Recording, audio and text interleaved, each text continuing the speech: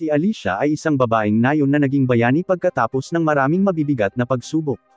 Ngunit ang kanyang partido ay agad na napawi ng unang demonyong Panginoon na kanilang nakaharap. Gayunpaman, binuhay siya ng demonyong Panginoon dahil kailangan niya ang tulong nito sa pagpapalaki ng isang sanggol na inampun niya dahil sa pagka-curious niya sa isang bagay.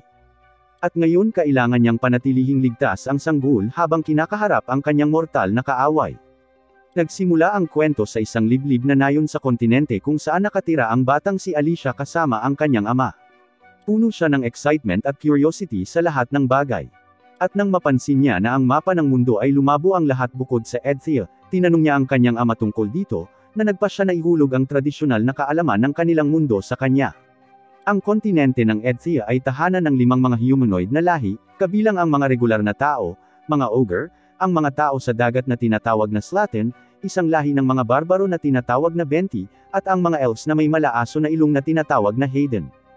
Sa 5 lahi na ito, ang mga taong Hayden ay kilala sa kanilang mga kasanayan sa forging at smithing, at ang kanilang royal family lang ang nakakaalam ng mga sekreto ng paggawa ng isang pambihirang mineral na tinatawag na aranite sa mga sandata.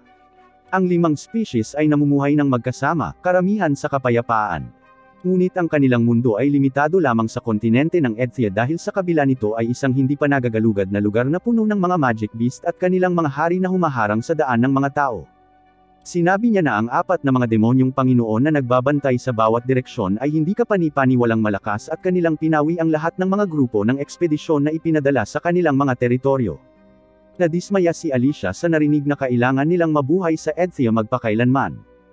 Ngunit sinabi sa kanya ng kanyang ama na ayon sa isang alamat, isang araw ang isang bayani sa lahat ng mga bayani ay gagamit ng isang lihim na sandata na ibinigay sa kanya ng hari ng Hayden upang patayin ang 4 na Panginoon ng demonyo at buksan ang mundo para sa mga tao. Sinabi niya sa kanya na ang mga Panginoon ng demonyo ay sapat na malakas upang ibagsak ang mga bundok. At ang tanging paraan upang labanan sila ng mga tao ay sa pamamagitan ng paggamit ng mga espesyal na armas na mayroon lamang ang hari ng Hayden. Nasasabik si Alicia sa narinig at sinabing magiging bayani siya at makukuha ang mga espesyal na armas para talunin ang Panginoon ng demonyo at gawing mas malawak na lugar ang mundo.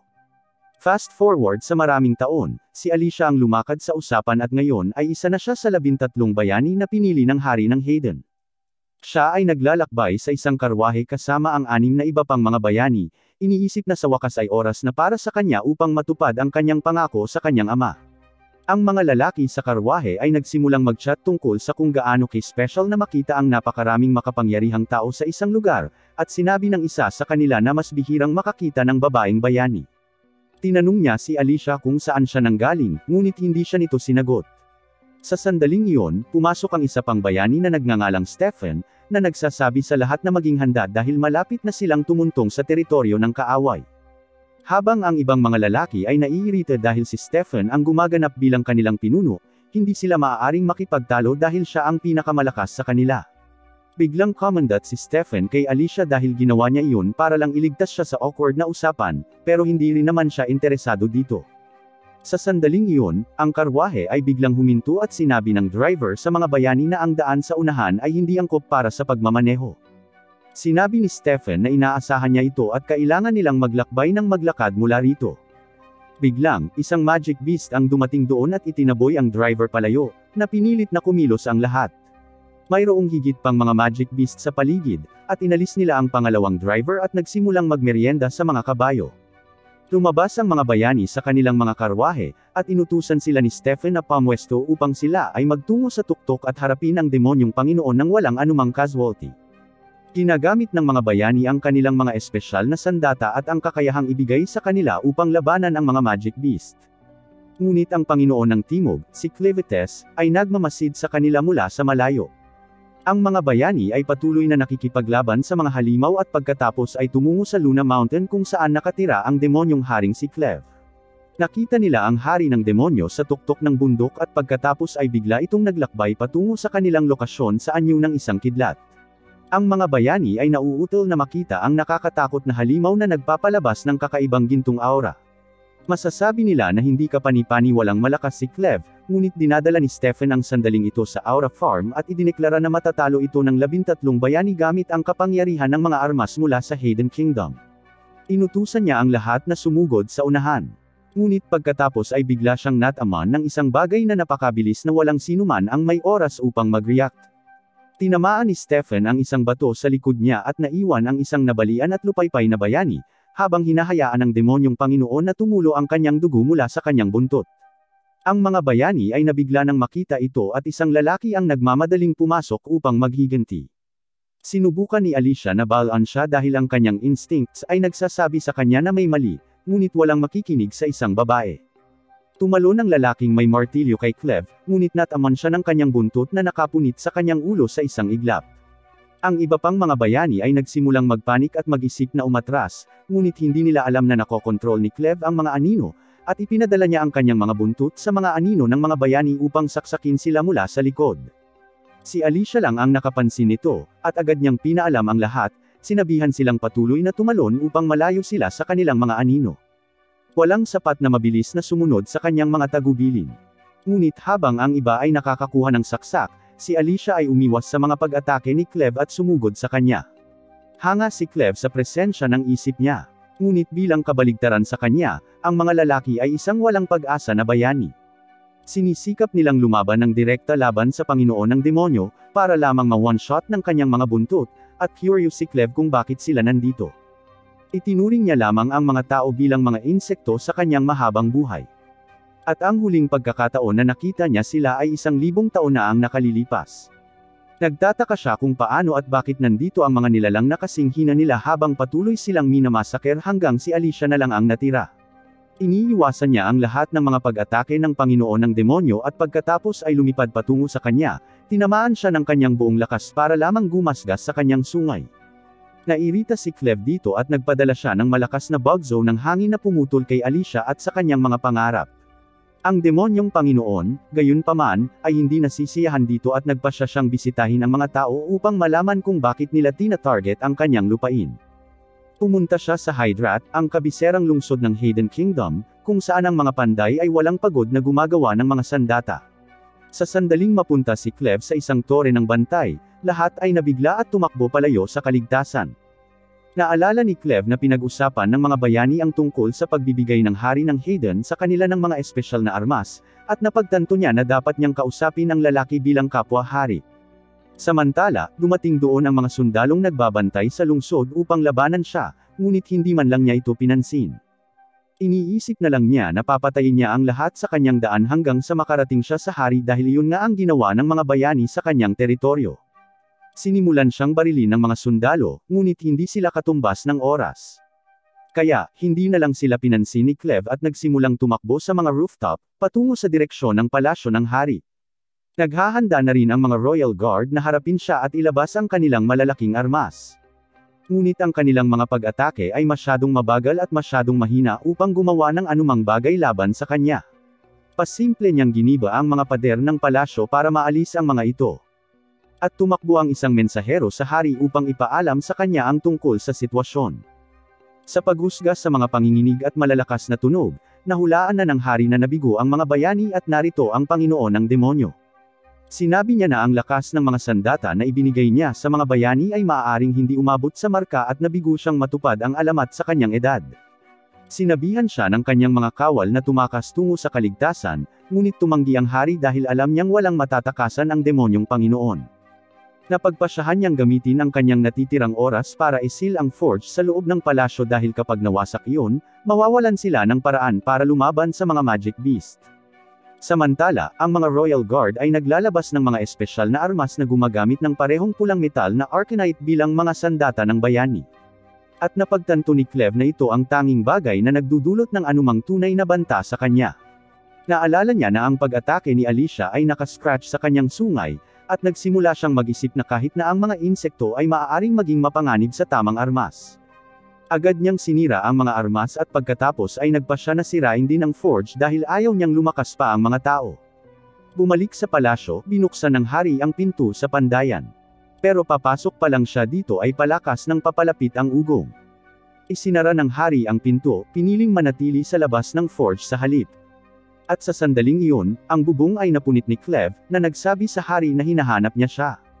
Nagulat ang hari nang makita siyang nagsasalita ng wika ng tao at sinabi na hindi dapat gamitin ng isang hayop ang kanilang wika. Sinabihan siya ni Cleve na mag-ingat sa kanyang mga salita dahil kung hindi niya gusto ang mga ito, wawasakin niya hindi lamang ang kanyang kaharian kundi ang buong sangkatauhan. Hiniling niya sa hari na sabihin sa kanya kung anong uri ng mga tao ang mga humanoid na naninirahan sa Edthil at bakit patuloy silang pumupunta sa kanyang teritoryo kahit na pinipigilan niya sila sa bawat oras. Nagpasya ang hari na lumabas na parang isang totoong mas mataas sa kanya at sinabi sa Panginoon ng demonyo na ang isang halimaw na tulad niya ay hindi mauunawaan ang kanyang mga dahilan. Pinunit lang ni Cleve ang kanyang ulo gamit ang kanyang buntot at nagpasya na pakse niya ang lahat ng 5 humanoid na lahi. Habang siya ay naglalakad pabalik habang nagpaplanong magtayo ng hukbo, narinig niya ang tunog ng umiiyak na sanggol. Nagpasya siyang huwag pansinin ang sanggol. Ngunit pagkatapos ay ang babaeng nadurog sa ilalim ng mga durog na bato na sinusubukang protektahan ang sanggol ay humiling sa kanya na huminto. Hinihiling niya sa kanya na iligtas ang bata. At natulala si Cleve dahil walang sino man sa kanilang tamang pag-iisip ang hihilingin sa kanya na iligtas ang isang tao. Sinabi lang niya sa babae na pinaplano niyang sirain ang lahat ng sangkatauhan at dapat niyang sisihin ang katotohanan na siya ay ipinanganak bilang isang tao para sa kanyang kamatayan. Sinabi sa kanya ng babae na hindi mapipili ng mga bata kung kailan at saan sila isinilang at hindi niya dapat hayaang mamatay ang bata dahil lang sa sinubukang saktan siya ng mga matatanda. Ang kanyang mga salita ay nagpilit kay Cleve na lumingon at hiniling niya sa kanya na patunayan na ang bata ay nagkakahalaga ng pagliligtas. Sinabi niya sa kanya na hindi niya ito magagawa dahil siya ay mamamatay. Ngunit kapag lumaki na ang bata, siya mismo ang magpapatunay sa kanyang halaga. Namatay siya pagkatapos nito at nagpasya si Cleve na isama ang batang lalaki pagkatapos ng lahat. Hindi talaga siya kumbinsido sa sinabi ng babae sa kanya, ngunit para sa kanya, ang buhay ng isang tao ay masyadong maikli, at magagamit niya ang pagkakataong ito upang obserbahan ang isa ng malapitan. Bumalik sa Luna Mountain, sinubukan ng mga magic beast na kainin ang bata, ngunit tinakot sila ni Cleve. Naiirita na siya sa patuloy na pag-iyak ng sanggol, at ginagamit niya ang kaunting kapangyarihan niya para maibalik ang lakas ng sanggol, ngunit alam niyang hindi iyon magiging sapat.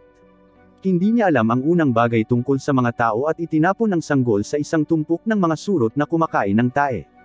Nang nadumihan niya ang kanyang sarili, ang sanggol ay nagsimulang umiyak ng mas malakas dahil dito, at pakiramdam ni Cleve ay nagawa niya ang pinakamasamang pagkakamali sa kanyang buhay sa pagdala sa kanya dito. Gayunpaman, bilang hari ng mga magic beast, hindi na niya maibabalik ang kanyang mga desisyon dahil lang sa abala siya. Plano niyang bantayan ang bata at pagkatapos ay magpasya kung ang mga humanoid ay nagkakahalaga ng pagliligtas. At ang pinakamahalaga para lumaki ng maayos ang sanggol ay isang ina. Di nagtagal, nagising si Alicia mula sa isang bangungot tungkol sa kanyang ama na pinatay ng isang nananakot na kabalyero, at hindi siya sigurado kung nasaan siya ngayon. Sa sandaling marinig niya ang boses ni Cleve, tumalikod siya at sinubukang bunutin ang kanyang espada, ngunit sinabi niya sa kanya na inihagis niya ang espada pati na rin ang kanyang mga kasama sa ilalim ng lambak. Sinabi niya na siya lamang ang kapaki-pakinabang sa kanila, kaya binuhay niya ang kanyang katawan gamit ang kanyang madilim na mana. Hindi maintindihan ni Alicia ang ibig niyang sabihin. Bigla niyang napansin na ang kanyang binti na natanggal ay nakakabit muli sa kanyang katawan, at napagtanto niya na siya ay namatay, at ngayon siya ay isang zombie na tumatakbo gamit ang mahika ng hari ng demonyo. Siya ay lubos na nalilito dahil doon. Ngunit pagkatapos ay sinabihan siya ni Cleve na pumasok sa trabaho at ipakita sa kanya ang kanyang mga mommy milkers. Nagulat si Alicia dahil hindi niya inaasahan na maging ang demonyong Panginoon ay isang bastos. Ngunit sinabi niya sa kanya na ihinto ang pagtigil dahil ang sanggol ay nagugutom. Nang hindi siya sumunod, ginagamit ni Cleve ang kanyang kapangyarihan para kontrolin ang kanyang katawan ng labag sa kanyang kalooban at pinahubad niya si Alicia para lamang makitang hindi siya makapaggatas dahil siya ay isang birhen. Pinagalitan ni Alicia si Cleve dahil sa hindi niya alam kahit na ito, ngunit sa halip ay tinawag niya itong isang inutil. Siya ay naguguluhan dito at hinihiling sa kanya na patayin siya sa halip na ipahiya siya ng ganito.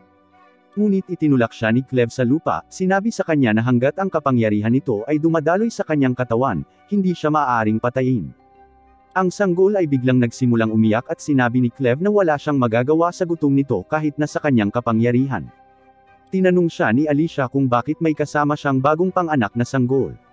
At sinabi niya sa kanya na gusto niyang makita ang bata na lumaki at husgahan ang sangkatauhan batay sa kanya. Sinabi niya kay Alicia na ibibigay niya ang lahat ng impormasyong kailangan niya tungkol sa pagpapalaki ng isang bata. At ang una niyang itatanong sa kanya ay kung paano pakainin ang sanggol. Hindi makatutol si Alicia sa kanyang utos at sinabing kailangan niyang maghanap ng wet nurse para pakainin ang sanggol. At karamihan sa mga tao ay umuupa ng isa gamit ang pera. Hindi nakuha ni Cleve ang konsepto ng pera. Kaya sinabi ni Alicia sa kanya na maaari siyang umupo ng sinuman kapalit ng aranite na nakakalat sa paligid ng kanyang bundok dahil ito ay hindi kapani-paniwalang bihira sa mga rehiyon ng tao. Nagpasya si Cleve na pumunta at kumuha kaagad ng isang wet nurse, ngunit pinigilan siya ni Alicia, nagtatanong kung siya ay tanga o ano. Sinabi niya sa kanya na ang mga tao ay magugulat sa sandaling makita nila siya at makalimutan niya ang tungkol sa pagkuha ng isang wet nurse. Sinabi niya sa kanya na ibigay ang sanggol sa kanya dahil makakahanap siya ng wet nurse para sa kanya. Ngunit sa katotohanan, plano niyang iligtas ang sanggol mula sa hari ng demonyo. Gayunpaman, tumanggi si Cleve na hayaan ang bata na umalis sa kanyang paningin. At upang malutas ang problema ng kanyang hitsura, ginagamit niya ang kanyang napakalawak na mana at nag-transform sa isang anyo ng tao. Nagulat si Alicia nang makita ito at sinabi ni Cleve sa kanya na nag-anyong tao siya na nagpoprotekta sa bata gamit ang kanyang kapangyarihan para kontrolin ang mga anino. Sinabi niya sa kanya na gumawa din ng isang bagay tungkol sa kanyang mga buntot at ipinadala ito ni Cleve sa loob ng kanyang anino, ngunit hindi niya itinago ang sungay. Pagkatapos ay nagpasya siyang pangalanan ang bata bilang Luna, mula sa bundok na kanyang tahanan at sinabihan si Alicia na dalhin siya sa isang wet nurse. Sa daan, huminto sila sa campsite kung saan tumuloy si Alicia at ang iba pang mga bayani dahil may malapit na ilog. Sinabihan niya si Alicia na hugasan ng mabuti si Luna at patuloy na nag-aalala tungkol sa mga detalye. Naiinis siya ngunit nagulat din na kahit ang isang demonyo ay maaaring magkaroon ng sakit ng pagkahumaling. Nang matapos niyang hugasan ang sanggol, sinabihan ni Cleve si Alicia na hugasan ang kanyang sarili dahil napuno siya ng dugo at dumi, na hindi magandang bagay para sa sanggol. Ibinigay din niya sa kanya ang tela na binalot kay Luna. At nang hugasan ni Alicia ang mga mantsa dito, nakita niya ang crest ng maharlikang pamilya ng Hayden. Siya ay nagulat nang napagtanto na si Luna ay talagang mula sa Hayden royal family, ngunit hindi niya alam kung paano siya nakuha ni Cleve. Agad niyang hinarap ito, tinanong kung paano niya kikidnapan ang isang miyembro ng maharlikang pamilya, ngunit ipinaalam sa kanya ni Cleve na si Luna ay talagang ipinagkatiwala sa kanya. Hindi naniniwala sa kanya si Alicia, ngunit ibinahagi ni Cleve ang mga detalye tungkol sa kung paano sinabihan siya ng isang nasugatang babae na kunin ang sanggol pagkatapos niyang sirain ang palasyo ng hari at patayin ang lahat ng naroon. Natarante si Alicia nang marinig ito at sinabing hahanapin ng lahat ang bata dahil tanging ang maharlikang pamilya ng Hayden ang nakakaalam ng mga sikreto para gawing sandata ang Arcanite. Gayunpaman, sa lalong madaling panahon na pagtanto niya na siya ay nagbahagi ng labis dahil pagkatapos malaman ang tunay na pamana ng bata, nagpasya si Cleve na gawin siyang puppet na hari ng Hayden at gamitin siya upang kontrolin ang kaharian mula sa mga anino. Napagtanto ni Alicia na nagkamali siya, ngunit sigurado siyang nahuhumaling si Cleve kay Luna sa hindi malamang dahilan. Iniisip niya na kung may mananakit kay Luna, maaaring bumagsak si Cleve at sirain ang lahat ng sangkatauhan, at ititigil niya iyon sa lahat ng paraan dahil iyon na ang kanyang huling trabaho bilang bayani. Hindi nagtagal ay nakarating silang dalawa sa teritoryo ng tao at agad na tinambangan ng ilang bandido. Sinubukan ni Alicia na babalaan si Cleve tungkol dito, ngunit huli na ang lahat at nahataw siya ng husto ng bandido. Napagtanto ni Alicia na ang mga bandido ay mamamatay na ngayon, ngunit pagkatapos ay biglang bumagsak si Cleve sa lupa at nagsimulang magdugo. Hindi makapaniwala si Alicia at nagsimulang sumigaw. Kaya't ang isa pang bandido ay tinamaan siya sa likod ng ulo para mapatambo siya. Hindi nagtagal ay nagising si Alicia dahil sa dagandong ng bandidong karwahe at laking gulat niya nang makitang nahuli siya kasama si Cleve. Tinatanong niya kung paano siya magiging kalmado sa ganitong sitwasyon. Ngunit sinabi sa kanya ni Cleve na ligtas si Luna kahit na umiiyak siya hanggang ngayon. Gumapang si Alicia papunta kay Cleve na nagtatanong kung paano siya ma-knockout sa isang hampas lang ng bandido. Tinanong niya kung siya ay naging kasing mahina ng isang tao pagkatapos kunin ang form na ito at sinabi sa kanya ni Cleve na hindi ito ganoon. Masyado lang siyang nabigla sa pagiging marupok ng katawan ng tao. Kaya nat-ambush siya at nagpas siyang sumakay na lang sa sitwasyon. Tinanong siya ni Alicia kung bakit hindi sila tumakas ngayon at sinagot ni Cleve na hanggat ginagawa pa niya si Luna bilang hari ng Hayden, plano niyang itago ang kanyang tunay na pagkatao. Bukod dito, gusto niyang makita rin ang panig na ito ng mga tao. Hiniling niya kay Alicia na ipaliwanag kung ano ang nangyayari dito at kung bakit ang mga sugatang taong ito ay dinadala na parang mga bagahe at sinabi niya sa kanya na lahat sila ay inatake ng mga maruruming bandido at malamang na sila ay ipagbibili bilang mga alipin. Tinanong siya ni Cleve kung gaano kalakas ang mga bandido at sinagot niya na ang mga ito ay disenteng malakas, hanggang sa maaaring ilakas ng mga tao, ngunit hindi sila nag-aatubiling gumamit ng anumang maruruming mga panlilinlang na ginagawa silang nakakainis na kalaban. Hiniling niya kay Cleve na huwag ebase ang kanyang ideya ng sangkatauhan sa mga bandido ng lahat ng tao, ngunit mas mausisa siya ngayon. Hindi nagtagal ay nakarating sila sa isang malalim na minahan kung saan sinabihan ng mga bandido ang kanilang mga bilanggo na lumabas. Pinag-iwalay nila ang mga lalaki at babae, at habang sinusubukan ng isang lalaki na tumakbo para dito, ipinadala siya ng isang bandido sa kabilang buhay sa pamamagitan ng paghagis ng punyal sa kanyang likod. Pagkatapos ay idineklara ng kalbong tulisan na sila ang Crows, at ang sinumang magtangkang tumakas o hindi sumunod sa kanila ay papatayin. Pagkatapos ay sinabi niya sa lahat na magpatuloy ngunit hiniling kay Alicia na sumama sa kanya dahil mayroon siyang ilang mga plano para sa kanya. Pinagmamasdan lang siya ni Cleve na inaalis nang tawagin siya ng isang blonde bratty na babae patungo sa kanyang cabin. Hindi talaga siya nasisiyahang makitang nagdala siya ng isang bata at tinawag ang isa pang alipin na si Neru na may dalang tumpok ng mga kumot. Nabigla siya habang sinusubukang magmadaling ihulog ang lahat ng kumot at pinagalitan siya ng blonde na si Carm. Pagkatapos ay sinabi niya kay Neru na ang isa sa kanilang mga bagong alipin ay may anak at tungkulin niyang alagaan ang mga bata. Nang makita ni Neru si Luna ay nagliwanag ang mga mata nito. Sa kabilang banda, dinala ng kalbong bandido si Alicia sa opisina ng isa pang bandido na nagngangalang Brock, na kasalukuyang pansamantalang amo ng mga bandido. Ang bandido, gayunpaman, ay tumanggi na kilalanin siya bilang kanilang amo, at nagbanta siyang hahayaan ang kanyang alaga na Dark Beast na kumawala sa kanila kung hindi sila sumunod sa kanya. Natakot ang mga lalaki dahil kaharap nila ang isang troll na sa ilang kadahilanan ay sumusunod kay Brock at nakikipag-usap ng maayos sa kanya. Pagkatapos ay bumaling si Brock sa bag ng Aranite at kay Alicia na nagsasabi na narinig niyang nakuha niya ito mula sa Mount Luna na siyang kuta ng Dark Lord Clevetest. Alam niya ang tungkol sa 13 mga bayani na umalis mula sa Hayden upang labanan si Clevetest at alam din niya na ang isa sa kanila ay isang babae. Pilit na iniiwas ni Alicia ang kanyang tingin, ngunit sigurado na si Brock na siya ang babaeng bayani dahil kalmado siya sa ganitong sitwasyon at hindi pa niya napaatras ang sarili sa harap ng kanyang alagang troll. Sinabi sa kanya ni Brock na pagkatapos mabigo ang mga bayani sa kanilang misyon, inatake ni Clevetest ang maharlikang kabisera ng Hayden at sinira ang kastilyo. Sinabi niya na iyon ang pinakamagandang balita para sa kanilang bandidong crew at pagkatapos ay tinanggal ang kanyang kutsilyo na may pulang gilid. Nagulat si Alicia nang makita ito dahil tanging mga espesyal na sandata na gawa sa Argonite ang may pulang gilid at tanging ang mga maharlikang Hayden lang ang makakalikha ng mga ito. Sinabi sa kanya ni Brock na narinig niya ang lahat tungkol sa mga maalamat na armas na may mga espesyal na kakayahan na nagpapalakas sa kanilang may hawak. Pero hindi totoo ang kanyang hawak. Nagulat si Alicia sa narinig at sinabi niya sa kanya na hindi lang mga alipin ang ibinibenta niya kundi pati na rin mga pekeng mahiwagang armas at karamihan sa mga tao ay masyadong hangal upang malaman ang pagkakaiba. Pagkatapos ay sinimulan ni Brock na ipaliwanag ang batas ng supply at demand kay Alicia, na sinasabi na kung ang mga chismis tungkol sa maharlikang pamilya ng Hayden ay totoo, nangangahulugan ito na ang mga mahiwagang sandata na ito ay hindi na maaaring likhain, na nagpapataas ng halaga ng mga nilikha ng armas ng napakalaking halaga. Ang pinakamahalagang sandata ay ang mga dala ng mga bayani. Ngunit dahil ang mga bayani ay namatay ng malalim sa hindi pa natukoy na teritoryo, hindi nila makuha ang mga ito. Gayunpaman, ngayong may kasama silang buhay na bayani, sigurado si Brock na mahahanap nila ang mga armas at ibebenta ito sa mataas na presyo. Hiniling niya kay Alicia na sabihin sa kanya kung nasaan sila, ngunit tumanggi itong ibuka ang kanyang bibig, at nagpasya siyang hayaan siyang manahimik sa ngayon dahil dadalhin niya siya sa bundok Luna bukas upang hanapin ang mga armas. Ang iba pang mga bandido ay nagsasabi na maaari nilang gamitin siya upang hanapin ang kanilang iba pang layunin.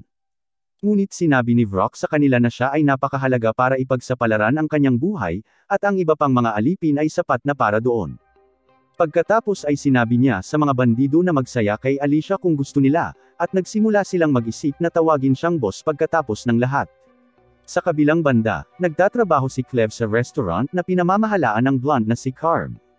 Ang tanging customer niya ay ang mga bandido na pinaglilingkuran niya sa mas maraming paraan kaysa sa isa, at ang tungkulin ni Nero ay magpasuso kay Luna dahil mas malaki ang radius ng kanyang mga tagagatas kaysa sa kanyang utak. Ang mga bandido ay patuloy na nag-uutos sa kanya at sinisipa siya dahil sa pagiging mabagal, at ang mahiyain na si Nero ay kinuha lamang ang lahat ng hindi nagrereklamo.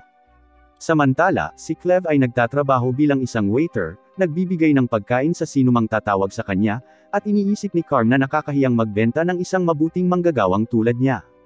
Gayunpaman, siya ay kilabot din sa kanya dahil mayroon itong kakaibang intensity sa kanya. Noon lang, sinapak ng isang lalaki si Nero habang may dalang bote ng rum, dahilan para mahulog at mabasag ang mga bote. Inakusahan niya siya ng pagiging clumsy at pagbasag ng mga bote at kinaladkad siya palabas kasama ang kanyang kaibigan, sinabi na kailangan itong parusahan muli. Curious na pinapanood ito ni Cleve habang nagtatawanan ang ilang bandido sa sarap ng mga weirdo, naghatid kay Nero sa labas. Sinampal ng mga may sakit na pervert si Nero hanggang sa siya ay umiiyak at pagkatapos ay sinabihan siyang huwag na muli magbuhos ng alak at pinunasan niya ang kanyang mga luha dahil kailangan niyang magmadali at alagaan ang sanggol. Samantala, ang dalawang weirdo ay patuloy na kinukot siya sa kanyang pagiging bobo nang nagsimula silang nahihilo ng biglaan ng hindi alam. Sa susunod na sandali, umubos sila ng dugo, bumagsak na patay sa lupa, at hinihigop ng mga anino ni Cleve. Di nagtagal, lumabas din si Nero at sinabihan siya ni Cleve na gusto niya itong makausap. Habang pinapasuso niya si Luna, hiniling ni Cleve kay Nero na sabihin sa kanya kung gaano talaga siya karelasyon sa mga bandido. Sinimulan niyang sabihin sa kanya na siya ay ipinanganak sa pangkat ng bandido at hindi alam ang anumang bagay tungkol sa kanyang ama. Siya ay may isang ina na madalas saktan at parusahan ng mga bandido. Hindi maintindihan ni Nero ang nangyayari dahil ipinanganak siyang tanga. Ngunit nang siya ay naging 12, nawala ang kanyang ina. Hindi alam ni Nero kung namatay o tumakas ang kanyang ina. Ngunit isang araw ay isang bandido ang lumapit sa kanya at sinimulan siyang bugbugin ng walang dahilan. Noon niya napagtanto na pinoprotektahan siya ng kanyang ina. Walang awa ang mga bandido at nabali ang karamihan sa kanyang mga ngipin at iniwan siyang bingi sa isang tainga. Sinimulan nila siyang tretuhin na parang mga baka. Ngunit nang buksan ni Carm ang kanyang restaurant at brothel, naging maayos ang lahat. Tinuruan niya si Nero kung paano humawak ng mga lalaki para mabilis silang masiyahan at iwanan siya. At kahit hindi gaano, nakatulong ito sa kanya. Sinabi ni Nero na ngayon ay gumagawa siya ng maraming gatas upang pakainin ang mga sanggol at naalala ni Cleve na ang mga babaeng nanganak lamang ang maaaring gumawa ng gatas. Tinanong niya siya kung nasaan ang kanyang sanggol at si Nero ay nalungkot at sinabing isinilang itong patay. Sinabi niya na sinisisi niya ang kanyang sarili at gusto niyang mamatay upang makita niya ang kanyang sanggol sa kabilang panig. Ngunit nang magising siya, natagpuan niya ang isang sanggol na hindi niya kilala na umiinom ng kanyang gatas upang mabuhay. Ang tanawing iyon ay nagpainit sa kanyang puso at nagpasya siyang mabuhay ng kaunti pa. Sinabi niya kay Cleve na mayroon pa siyang 2 pang patay na anak pagkatapos noon, ngunit nanatili siya rito dahil may iba pang mga bata na palaging nangangailangan sa kanya. Sinabi niya na gusto lang niyang maging masaya ang mga batang ito dahil hindi niya makikita ang sarili niya at sinabi ni Cleve sa kanya na sapat na ang narinig niya. Pinasalamatan niya ito sa paglalahad ng kanyang kwento at pagkatapos ay hiniling niya sa kanya na sumama sa kanya. Nalilito si Nero sa ibig niyang sabihin at sinabihan siya ni Cleve na maging wet nurse ni Luna. Hindi daw siya nagtitiwala sa tao, pero sa tingin niya ay mapagkakatiwalaan niya ito at higit pa doon, parang gusto siya ni Luna. Muli niya itong tinanong kung sasama ba siya o mananatili rito at magiging alipin ng maruruming bandido. Taos-puso siyang pinasalamatan ni Nero para sa alok, ngunit sinabi na hindi niya ito matutulungan dahil siya mismo ay isang alipin at kailangan niyang mag-alaga ng higit pang mga sanggol sa hinaharap. Sa kabilang banda, si Alicia ay dinadala sa isang silid ng 2 bandido na nagsasabi sa kanya na kumilos ng mabilis. Binalaan siya ng mga ito na huwag isipin ang pagtalon sa tulay dahil sasampa siya sa mga pader at mamamatay bago makarating sa tubig. Noon lang ay nakita niya ang isang lalaki na may lubad na nakatali sa kanya na naghahanda na tumalon sa lawa at tinutuya siya ng mga bandido dahil sa pagiging walang pag-asa na hangal. Na-curious si Alicia dito at buti na lang mahilig makipag-usap ang mga bandido. Sinabi nila sa kanya na marahil ay narinig niya ang mga kwento ng bayani na si Cord at ang lahat ay biglang naging malinaw sa kanya. Narinig niya na ang bayaning si Cord ay bumisita sa isang minahan ng Aranite bago siya namatay at nawala ang kanyang sandata doon. Sa sandaling iyon, ang lalaki sa ilalim ay kumuha ng kawit at tumalon sa lawa, na hinihiling sa mga tulisan na tuparin ang kanilang pangako at palayain siya at ang kanyang asawa kung magtagumpay siya sa paghahanap ng sandata. Si Alicia ay sumigaw sa kanya na huminto dahil hindi niya mahahanap ang sandata, at higit sa lahat, may mga dark beast sa tubig. Gayunpaman, huli na ang kanyang babala dahil kinakain ng napakalaking isda ang kawawa na lalaki sa harap ng kanyang asawa.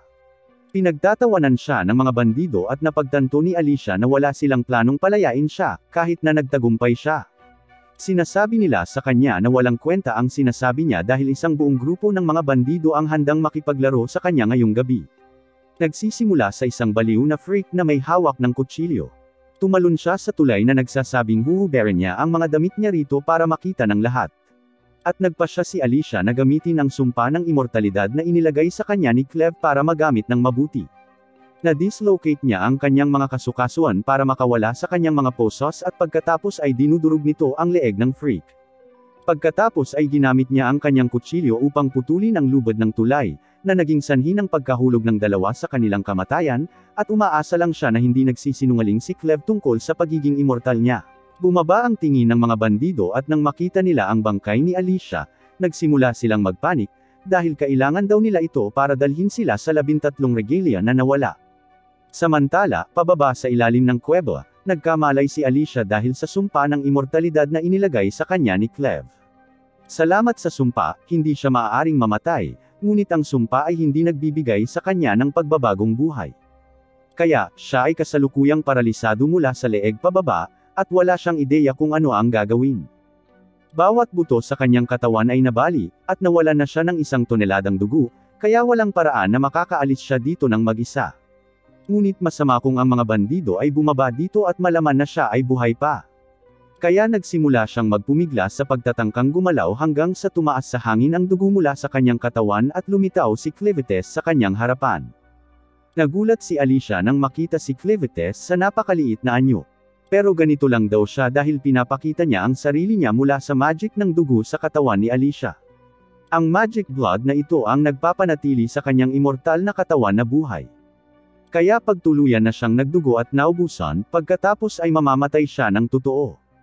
Gayunpaman, hanggat nananatili siyang kapaki-pakinabang, ipinangako ni Clevites na papalitan ang lahat ng dugo sa kanyang sistema. At kapag ginawa niya iyon, dapat ay makabawi siya sa pinsalang natamo niya.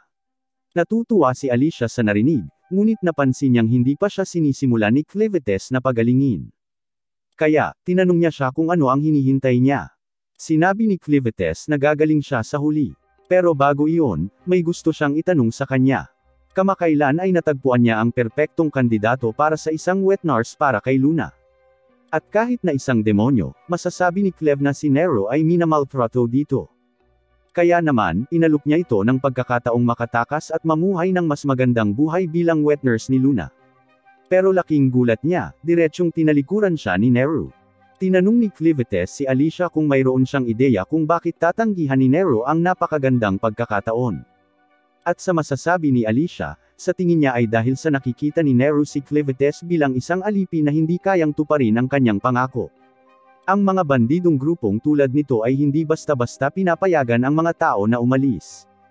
At ang sinumang makatakas ay tiyak na hahabulin ng mga bandido. At pagkatapos na ipanganak at lumaki sa ganitong kapaligiran, malamang na naniniwala si Nero na walang paraan na posibleng maging malaya siya. Tinanong siya ni Clevites kung mayroong anumang paraan upang malutas ang issue. At sa palagay ni Alicia, ang pinakatwirang paraan ay ang patayin ng lahat ng mga bandido sa kampo. Sa ganoong paraan, wala nang natitira upang habulin si Nero kung siya ay makatakas. Kaya, mas handang pumayag siya sa alok ni Cleve. Sinabi ni Alicia na dapat madali para kay Cleve na patayin ang lahat ng mga bandido dito ng mag-isa sa kung gaano kalaki ang kapangyarihan niya. Ngunit, sinabi ni Cleve na ayaw niyang gawin yon. Hindi niya maaaring ipagsapalaran ang sinuman na malaman na umalis na siya sa bundok dahil baka subukan ng mga tao na samantalahin ito at maglunsad ng pag-atake sa lupain ni Cleve habang wala siya. Sa halip, sinabi niyang gusto niyang gawin ito ni Alicia dahil normal lang para sa isang bayani na tulad niya na pumatay ng grupo ng mga bandido sa kanyang paglalakbay. Sinubukan ni Alicia na magprotesta, ngunit pinutol siya ni Cleve at sinabing dapat niyang gawin ito ng tama bago siya ibuhos ng puno ng dugo upang muling buuin ang kanyang katawan. Tuluyan nang bumaba ang mga tulisan sa ilalim ng minahan para hanapin ang katawan ni Alicia. Ngunit nang sa wakas ay matunten nila siya, kinilabutan sila habang nasasaksihan nila ang kanyang katawan na nakayuko at umiikot sa hindi makatao na mga paraan. Sa bawat oras na ang isang buto ay pumutok pabalik sa lugar o ang mga tissue ay muling kumonekta, si Alicia ay dumaranas ng matinding sakit. Ngunit sa oras na ito ay sa wakas ay tapos na, siya ay bumalik sa ganap na kalusugan. Walang ideya ang mga bandido kung paano siya nakaligtas sa pagkahulog ng ganoon. Pero wala silang pakialam dahil hanggat nabubuhay pa si Alicia ay maaari nilang pilitin na dalhin sila sa 13 regalia. Alam nila na siya ay isang bayani, kaya kailangan nilang maging maingat, ngunit ipinapalagay nila na dapat silang maging maayos hanggat tinatalon nila siya. Gayunpaman, nagpa siya ang isang lalaki na unahan siya at harapin siya ng mag-isa. Kaya naman, hinampas niya si Alicia sa balikat, pero pagkatapos ng sakit na ngayon lang niya naranasan, wala lang ito. Pagkatapos ay hinawakan ni Alicia ang kanyang braso at sinuntok siya ng diretso sa mukha bago kinuha ang kanyang espada at eye patch. Hindi pa rin niya gusto ang katotohanan na siya ay napipilitang lumaban, ngunit ang mga bandidong ito ay hindi matutumbasan, kaya kailangan niyang ibagsak ang mga ito. Ngayong si Alicia na ang nakikipaglaban sa mga bandido, ang kailangan lang gawin ni Cleve ay hanapin si Nero at kumbonsihin siya na talagang makakatakas siya sa lugar na ito. Samantala, bumalik si Nero sa tavern, at hinihintay siya ni Carm dahil nag-aalala siya. Ayaw niyang makita si Nero na inaabuso at binubugbog ng ganito. Ngunit wala siyang magagawa para pigilan ang mga bandido. Tubos na pinahahalagahan ni Nero ang kabaitan ni Carm, ngunit marami pa rin kailangang gawin. Kaya, hiniling sa kanya ni Carm na simulan ang paglilinis ng mga pinggan. Napansin ni Carm na si Nero ay nasa napakagandang mood para sa isang taong nabugbog. Kaya, tinanong niya siya kung may magandang nangyari. Hindi ito eksaktong ilalarawan ni Nero bilang isang magandang bagay, ngunit inamin niya na ito ay nagpasaya sa kanya.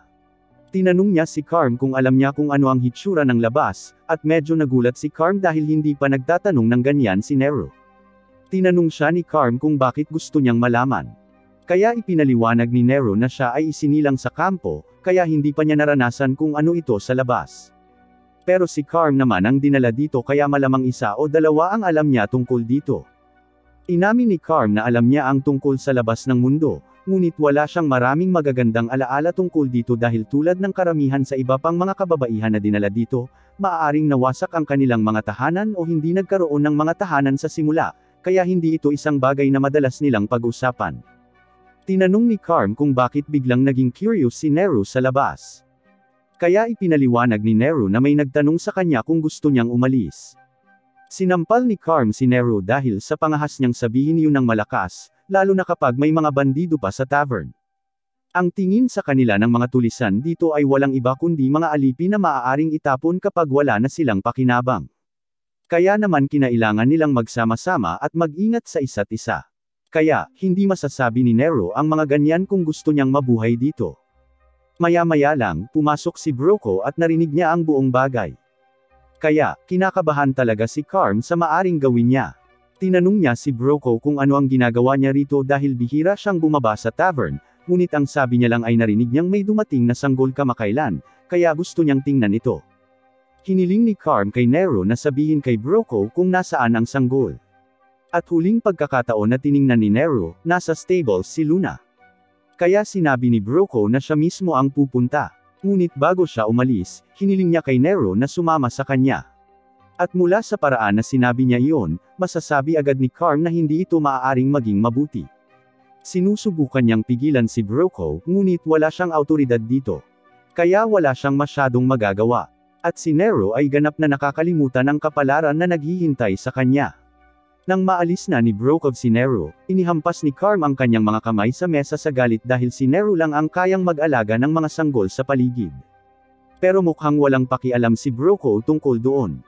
Sinusubukan niyang kumbansihin ang sarili na wala na siyang magagawa at nadala ito ni Nero sa kanyang pag-uusap tungkol sa pag-alis sa harap ni Broco, ngunit masama pa rin ang pakiramdam niya sa kung ano ang mangyayari sa kanya. Noon lang, nagpakita si Cleve na hawak-hawak si Luna, at nagulat si Carm noong una dahil hindi niya narinig na pumasok siya, ngunit pagkatapos ay napagtanto niya na marahil ay nandito lang siya dahil gusto niyang pakainin si Luna. Sa kasamaang palad, sinabi niya sa kanya na wala na si Nero at malamang na hindi na siya babalik. Hindi ito gusto ni Carm, ngunit ito lamang ang paraan ng mga bagay dito. Hindi maintindihan ni Cleve kung ano ang ibig sabihin ni Carm, kaya humingi siya ng paliwanag. At ang isang tingin sa mga mata ni Cleve ay nagsasabi kay Carm na seryoso siya sa pagtiyak na ayos lang si Nero. Samantala, inakay ni Broco si Nero pababa sa isang lumang hagdanan at namangha si Nero dahil kahit buong buhay niya sa kampo na ito ay hindi pa niya nakita ang lugar na ito. Ipinaliwanag ni Broco na dati itong bahagi ng isang malaking magic o minahan at ang mga magic ores ay may 1 toneladang gamit. Halimbawa, ang lampara na hawak ni Broco ay gumagamit ng mga magic ores na dinurog sa langis ng insekto upang makagawa ng apoy.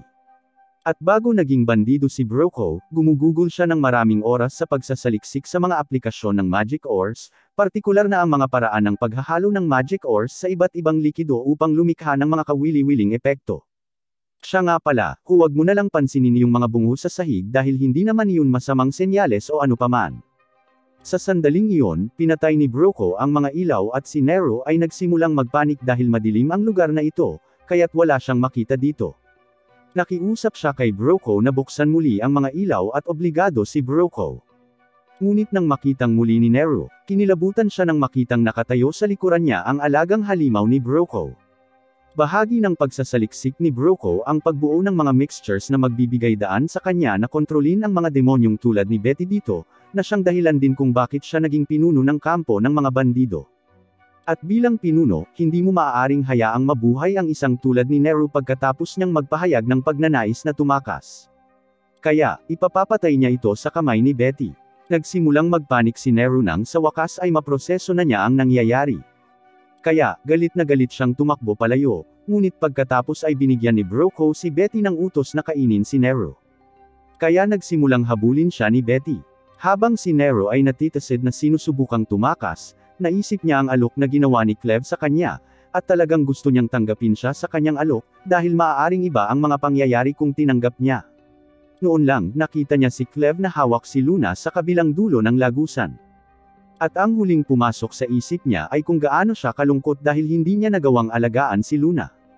Karaniwan, dito siya dapat inililigtas ni Cleve sa tamang oras. Pero hindi, si Nero ay kinain ni Betty at napalunok ng buo, kaya wala na siya. Nagsimulang umiyak si Luna nang makita ang isang kasuklam-suklam na kilos, ngunit sinabi sa kanya ni Cleve na ito lang ang paraan ng mundo. Kailangang kumain ng mga magic beast, kaya hindi niya ito masisisi sa ginawa nito. Kung sa bagay, kasalanan ni Cleve ang hindi pagdating sa oras para iligtas si Nero. Nabigo siya na nawalan siya ng isang kapaki-pakinabang na babae, ngunit wala na siyang magagawa ngayon. Pagkatapos ay ibinaling ni Cleve ang kanyang atensyon kay Broco, at siya ay nalilito dahil walang paraan na ang isang mapagmataas na troll mula sa kanlurang kagubatan ay magpapasakop sa isang pandak at may malaking ngipin na lalaki. Iniisip ni Broco na baka baliw si Cleve para insultuhan siya sa sitwasyong ito, at hindi siya sigurado kung paano pa nga ba napunta si Cleve dito, pero hindi naman ito mahalaga. Sinabihan niya si Betty na kainin din si Cleve, ngunit sa kanyang pagtataka, tumanggi si Betty na kumilos. Tumangala siya sa kanya upang makita kung ano ang mali, at laking gulat niya nang malaman na si Betty ay mukhang takot na takot. Hindi pa niya nakitang ganito katakot ang hitsura niya noon, at sa ilang kadahilanan, tumanggi siyang pumunta kahit saan malapit kay Cleve. Takot na takot siya, sa katunayan, na hindi niya sinasadyang isuka si Nero. Ngunit si Nero ay natatakpan ng asid sa tiyan at nawawala ang isang braso at binti, kaya hindi siya maayos. Totoo, maaaring mapinsala siya ng husto, ngunit buhay pa rin siya, kaya ginagamit ni Cleve ang kanyang kapangyarihan upang i-neutralize ang acid sa tiyan. At pagkatapos ay pinaupo niya si Luna sa tabi ni Nero para maaliw niya ito sa mga huling sandali nito. Pagkatapos ay ginamit ni Cleve ang isa sa kanyang mga anino para buhatin sina Luna at Nero habang hindi nakatingin si Broco. At pagkatapos nito, tumalikod siya para harapin si Cleve. Laking gulat ni Broco nang makitang wala na ang dalawa pa. Sa palagay niya ay ginawa ito ni Cleve sa pamamagitan ng paggamit ng ilang uri ng mahika, ngunit walang ideya si Cleve kung ano ang magic. Iniisip ni Broco na kamangmangan lang ang ginagawa ni Cleve dahil magic ang tanging paliwanag sa lahat ng nagawa niya sa ngayon. Sa madaling salita, ang magic ay ang paggamit ng magic stone at tower ingredients upang lumikha ng mga special effect. Halimbawa, ang gamot na ito sa Amerikana ni Broco ay ginawa gamit ang mga mahiwagang bato, ilang mga halamang gamot, at ang larvae ng isang parasitiko na langaw. Talaga, ginagawa nitong tanga ang sinuman bukod sa kanya na parang isang bato. At pagkatapos gamitin ito kay Betty, naging ganap siyang sunod-sunyeran sa kanya. Ibinuhos ni Broco ang gamot sa kanyang apoy upang lumikha ng singaw.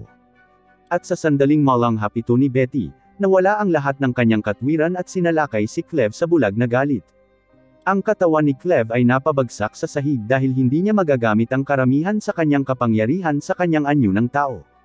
Ngunit habang lumilipad siya sa himpapawid, ang tanging naiisip niya ay kung gaano siya kaasar na walang binanggit sa kanya si Alicia tungkol sa mahika. Samantala, abala pa rin si Alicia sa paghiwa ng mga bandido, at 8 na ang tinapos niya. Pero marami pa rin. At nasira na ang murang espada na ninakaw niya sa unang lalaki. Kung papatayin niya silang lahat, kakailanganin niya ng mas mahusay na sandata. Kaya, nagsimula siyang tumakbo ng diretso mula sa Bahana Kuweba. May humigit kumulang 50 na mga bandido ang natitira, ngunit kahit na ang kanyang walang kamatayang katawan, maaari pa rin siyang mapagod. Kaya, kung siya ay maubusan ng enerhiya bago patayin silang lahat, pagkatapos ay siya ay tapos na. Tuluyan ang nakarating si Alicia sa tubig. Ngunit ang mga halimaw ay naghihintay na sa ibabaw. Kaya, kung tumalon siya ngayon, alam niyang kakainin siya. Kaya naman sa halip ay pumunta siya sa tuktok ng scaffolding para linlangan ang mga bandido na sundan siya. At sa sandaling hinabol siya ng isang malaking bilang hanggang sa scaffolding, pinuputol niya ang lubid na humahawak sa scaffolding at pinadadala ang karamihan sa kanila na bumubulusok sa tubig. Sa napakaraming tao sa tubig, ang mga halimaw ay napupunta sa isang siklab ng galit at nagsimulang limunin ang mga bandido ng sunod-sunod. Gayunpaman, nakalusot si Alicia sa kanila sa pamamagitan ng pagtatago ng sarili sa isang barriles. At dahil hindi na niya kailangang mag-alala na mamatay dahil sa inis, maghintay na lang siya hanggang sa lumubog siya sa ilalim ng lawa para mahanap niya ang maalamat na espada. Dahil hindi niya kailangang mag-alala na malunod, hinahayaan na lang niya ang kanyang sarili na lumubog sa kailaliman ng lawa, kung saan naghihintay ang maalamat na espada. Gayunpaman, habang ang barriles ay lumulubog ng mas malalim sa lawa, ang pagpigil sa kanyang hininga hanggang sa maabot ang ilalim ay nagpapatunay na mas mahirap kaysa sa kanyang inaasahan. Mabilis na naramdaman ni Alicia ang matinding sakit at presyon na inihanda niya sa isip bago sumabak. Ang lakas ng pagdurog ay nagpapahina sa kanyang sentido, at ang kakulangan ng oxygen ay nagpapapintig sa kanyang buong katawan dahil sa kakulangan sa ginhawa. Bagamat alam niyang hindi siya mamamatay, kahit ma-suffocate siya, kailangan ng matinding paghahangad para labanan ang instinct ng kanyang katawan para lumangoy pabalik sa ibabaw. Pagkalipas ng ilang minuto, sa wakas ay nakarating siya sa ilalim at bumagsak sa labas ng barriles. Mula sa malayo, natanong ni Alicia ang pulang kinang ng magic sword at likas na lumalangoy patungo dito. Kahit na ang kanyang katawan ay nakakaramdam ng sobrang bigat at mahirap na igalaw, lubos niyang alam na ang pag-angkin ng espada ay magbibigay sa kanya ng napakalaking kapangyarihan, sapat na upang gawing walang kahirap-hirap ang pagbabalik sa ibabaw. Ngunit nang hahawakan na niya ang espada, isang malaking pulang mata ang bumungad sa kanya. Doon lang naiintindihan ni Alicia. Hindi siya nakatayo sa ibaba, ngunit sa likod ng isang napakalaking nilalang na nalaman ang kanyang presensya. Ang napakalaking halimaw ay nagsimulang bumangon, nagpakawala ng malakas na agos na humahagis sa kanya pabalik. Sa sandaling iyon, napagtanto ni Alicia na ang halimaw na ito ang dahilan kung bakit natalo ang maalamat na bayani sa lugar na ito. Gayunpaman, mabilis na muling itinuon ni Alicia ang espada at muling sinubukang agawin ito. Ngunit bago niya ito tuluyang maabot, ibinuka ng napakalaking nilalang ang bibig nito, na hinihila siya papasok sa pamamagitan ng isang malakas na pagsipsip. Hindi niya kayang labanan ang agos, ngunit sa huling segundo, nahawakan niya ang espada. Habang nilalamon siya ng halimaw, ang kanyang braso ay napadpad sa pagitan ng mga panga ng nilalang. Pero naalala niya ang sinabi ng kanyang ama. Minsan ay sinabi niya sa kanya na siya ay may higit na potensyal kaysa sa sino man nagisingin ng kapangyarihan ng maalamat na espada, at iyon ay naging isang tunay siya na kahangahangang bayani. Kumilas sa bawat onsa ng kanyang lakas, binasag ni Alicia ang panga ng halimaw.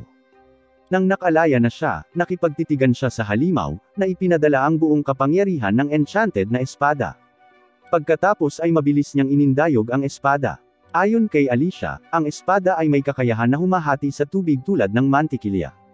Kung iuugoy mo ito ng pahalang, itutulak ka nitong pasulong na halos parang gumagalaw na isda, na ginagawa itong perpektong sandata para sa labanan sa ilalim ng dagat.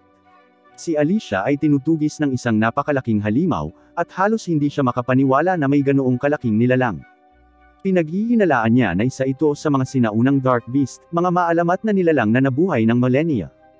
Ang mga nilalang na ito ay karaniwang natutulog sa loob ng maraming siglo sa pinakamalayong rehiyon ng kontinente.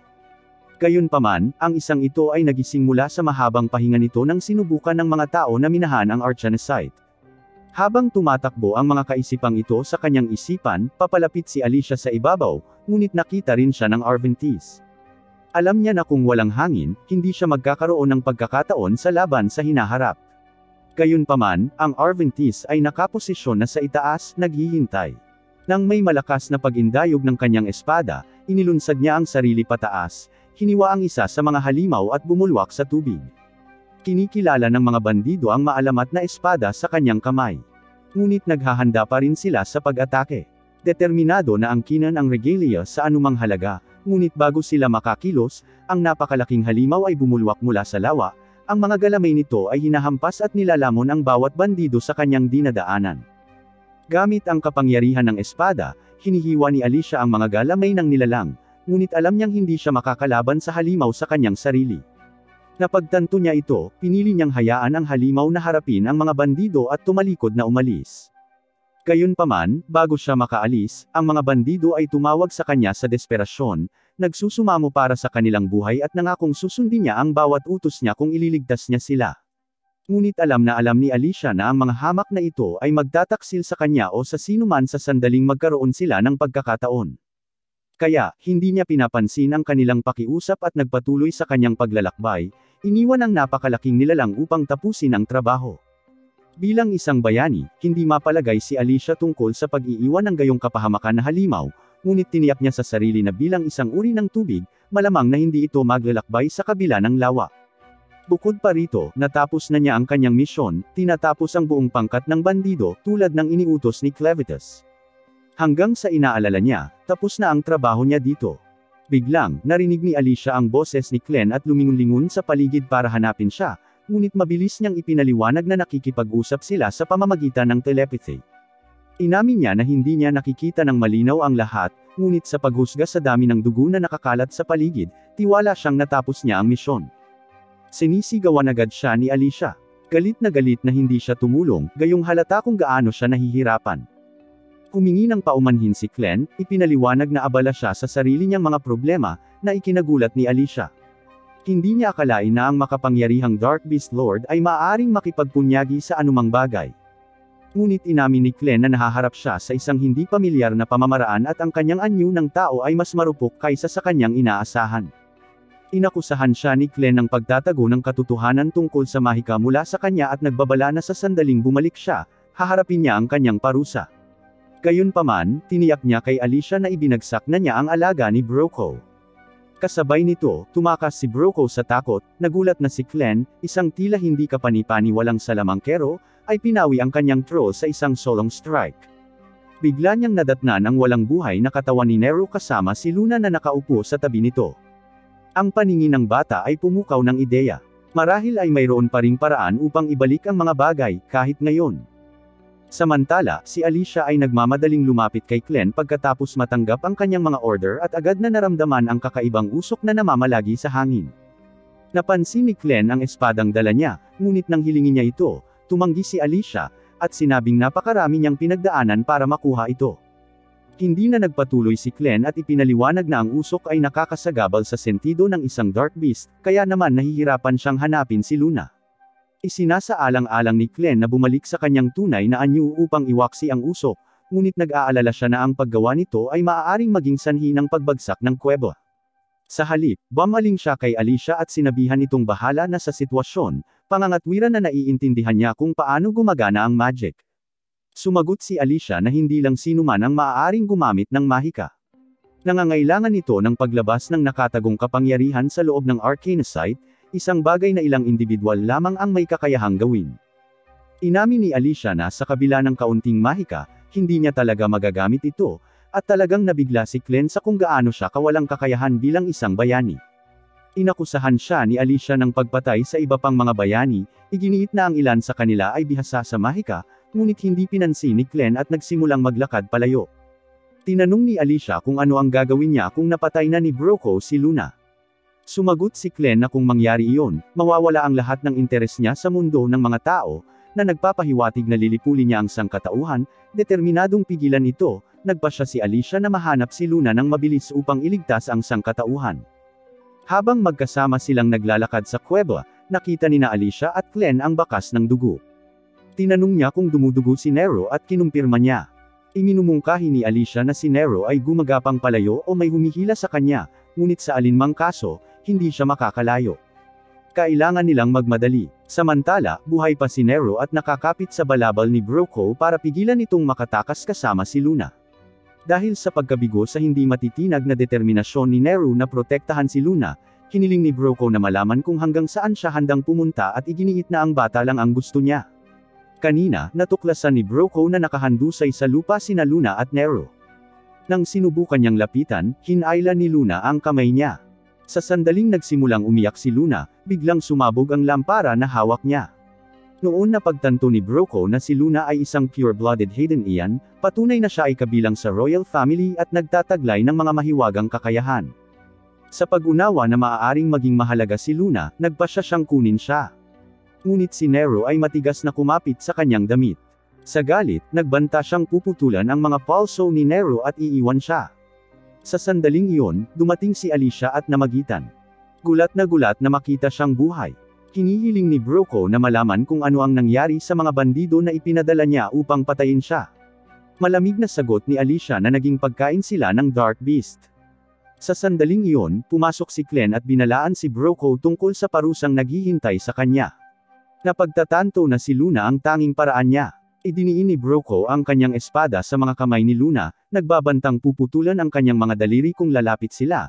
Nananatiling walang pakialam si Glenn, tiwala na kaya niyang muling buuin ang mga daliri ni Luna. Ngunit pinigilan siya ni Alicia, na pinagtatalunan na kahit na tumubo muli ang mga daliri, si Luna ay magdaranas ng hindi mabata na sakit, isang bagay na ayaw niyang payagan. Sinabi ni Alicia kay Broco na handa siyang makipag-ayos, na inihayag na nasa kanya ang regalia na hinahangad niya. Natigilan si Broco nang makita ang sandata. Pagkatapos ay ibinato ni Alicia ang espada sa dingding at binigyan siya ng pagpipilian. Bitawan mo si Luna at gamitin ang dalawang kamay para kunin ang espada o hawakan si Luna at lumayo nang wala ito. Gayunpaman, tumawa lang si Broco kumbinsido na walang bayani ang pipili ng isang bata lamang kaysa sa isang malakas na sandatang mahiwagang. Ngayong ganap na tiyak na si Luna ay may maharlikang dugo, sinimulan niyang muling pag-isipan ang kanyang diskarte. Pagkatapos ay idineklara niya na pakakawalan lang niya si Luna kung ibibigay nila sa kanya ang lokasyon ng natitirang 13 regalia. Nag-aalangan si Alicia na ihayag ang lokasyon, ngunit itinanggi ni Glenn ang kanyang mga alalahanin, iginiit na wala siyang interes sa mga espada at dapat lang niyang ibunyag ito. Nag-aatubili, ipinaliwanag ni Alicia na ang 13 regalia swords ay nasa ilalim ng canyon sa Luna Mountain, ang mismong lugar kung saan pinatay ni Clevetest ang mga bayani, isang lugar na hindi maaabot ni Broco. Sa kabila ng kanyang kapangyarihan, hindi nasisiyahan si Broco sa impormasyon tungkol sa lokasyon ng regalia. Kaya, nagpasya siyang isama si Luna kahit ano paman. Naglabas siya ng magic invisibility powder, iwinisik ito sa kanyang sarili, at sinabing aangkinin niya ang mga espada para sa kanyang sarili. Pagkatapos ay hinampas niya ng mahina si Luna sa noo, dahilan para mapaiyak ito at mawala sa paningin, tiwala na hindi na siya makikita ni Alicia at Glenn. Nagsisimula siyang maglakad palayo, ngunit biglang lumitaw si Alicia sa kanyang harapan at hinampas siya sa kalahati. Natigilan si Broco, hindi maintindihan kung paano niya ito nahanap. Ipinaliwanag niya na kahit na siya ay naging invisible at nakamute ang kanyang sariling presensya, naririnig pa rin niya ang mga iyak ni Luna. Binawi ni Glenn si Luna at marahang pinunasan ang pulbos sa kanyang katawan habang naghahanda na siyang umalis. Pagkatapos ay tinanong ni Alicia kung ano ang plano niyang gawin kay Nero, ngunit sinabi ni Glenn na wala siyang balak na gumawa ng anuman. Masyadong nasira ang katawan niya. Bagamat maaari pa siyang pagalingin ni Glenn, mangangailangan ito ng matinding pagsisikap, at hindi siya naniniwalang sulit si Nero sa problema. Naniniwala si Alicia na si Nero ang nagprotekta kay Luna hanggang sa huli. At salamat sa kanya na dumating sila sa oras bago makatakas si Broco. Ipinaalala ni Glenn sa kanya na ang kanyang magic blood ay maaari lamang gamitin sa isang tao sa isang pagkakataon. Kung gagamitin niya ito para iligtas si Nero, maaaring ibig sabihin ay mamamatay si Alicia. Pero walang pakialam si Alicia kung mamatay man siya. Hanggat iniligtas ni Glenn si Nero bilang isang bayani. Ang layunin niya ay iligtas ang iba. Naaalala ni Alicia ang sinabi ng kanyang ama noong bata pa siya. Kinukuha ni Glenn ang kanyang dugo at ibinuhos sa katawan ni Nero. Ilang sandali pa, nagising si Nero, natulala sa buhay. Tinanong niya si Glenn kung nailigtas siya nito, ngunit itinanggi niya ito, ipinaliwanag na si Alicia ang piniling tumulong. Kung gusto ni Nero na magpasalamat, dapat niyang pasalamatan si Alicia. Sinabi ni Glenn na sa kabila ng lakas ni Alicia, tao pa rin siya. Gayunpaman, ngayong naibalik na niya ang kanyang mana, dapat na siyang magkamalay sa lalong madaling panahon. Ilang sandali pa, binuksan ni Alicia ang kanyang mga mata at likas na hinawakan ang kanyang espada.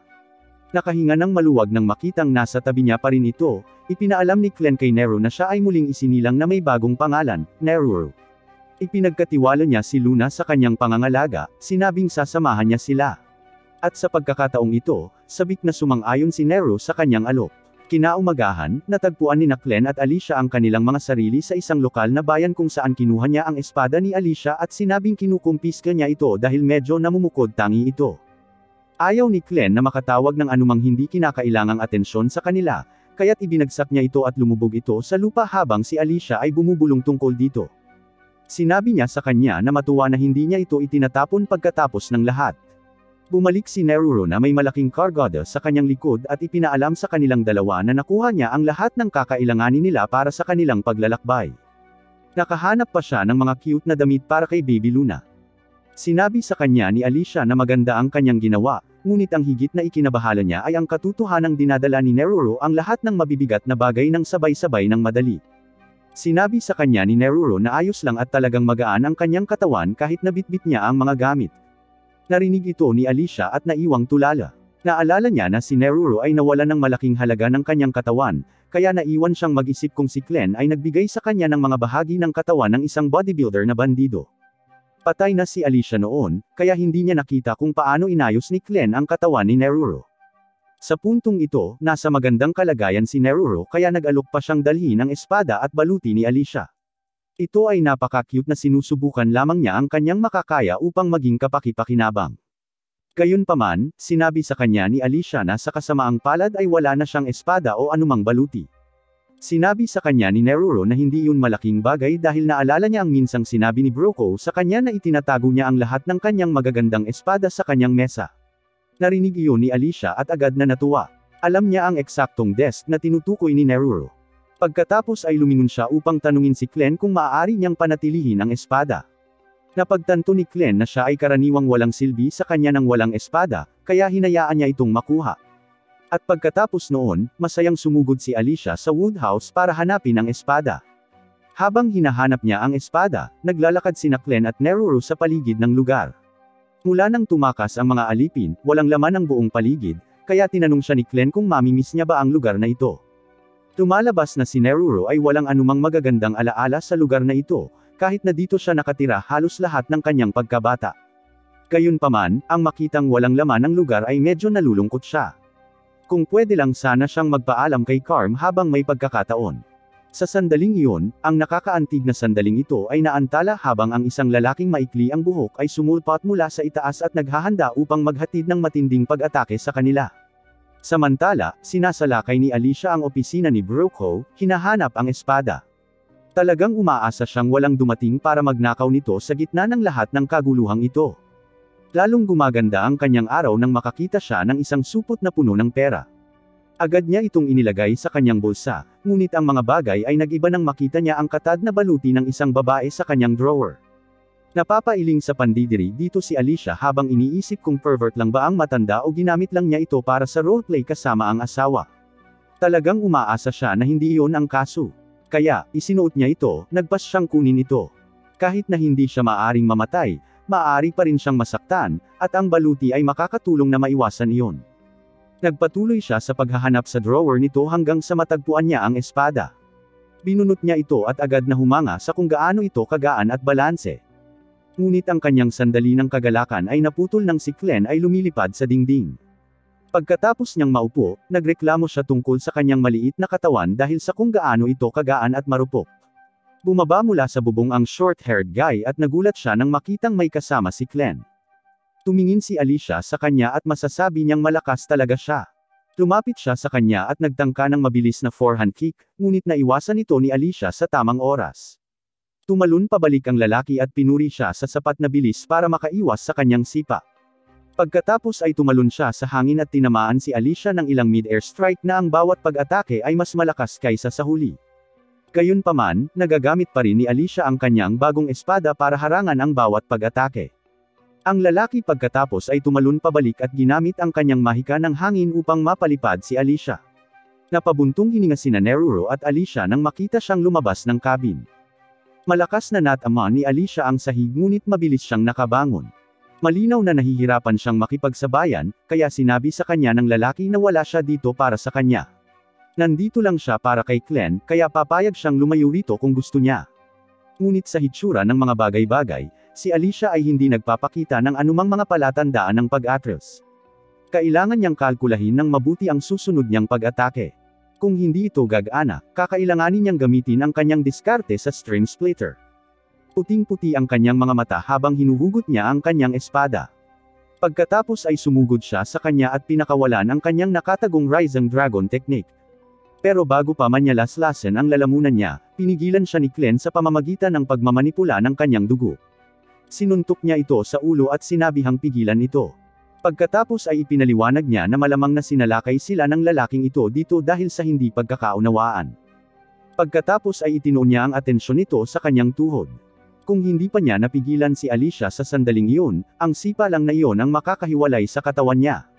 Sabi nga, hayagang ipinaliwanag ng lalaki na inatake niya sila dahil napansin niya na si Neruro ay may amoy ng Western Troll.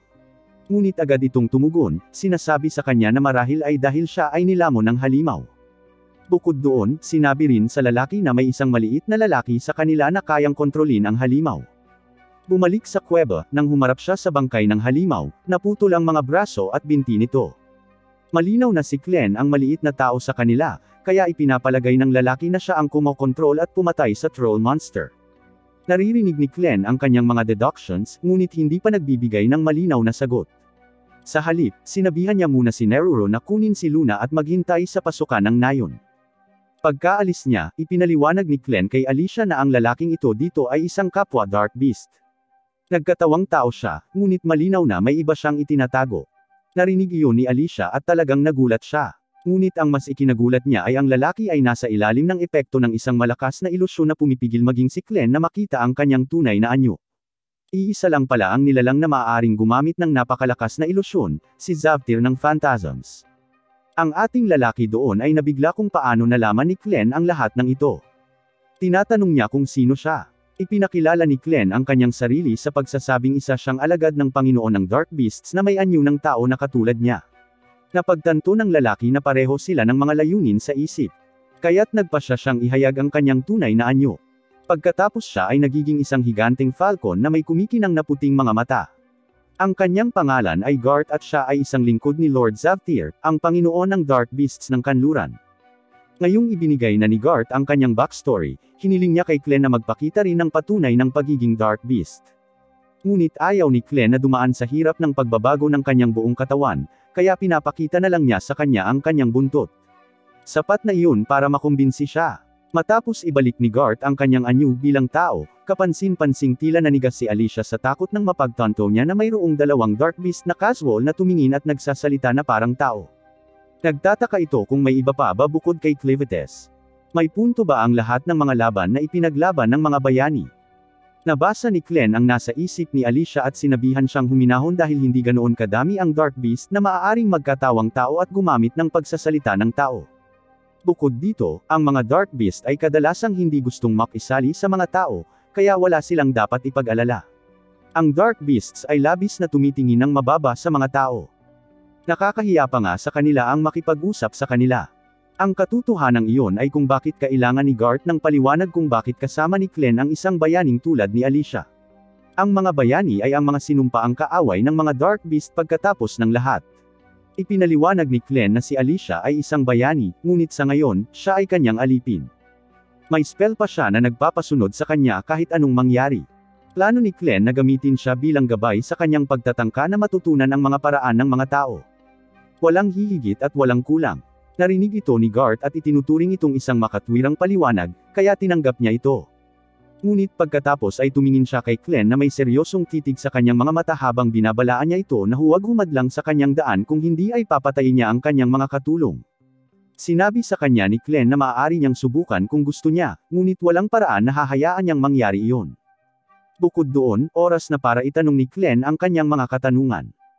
Narinig niya dati si Garth na may sinabi tungkol sa kanyang master na iniisip na lipulin ang buong sangkatauhan.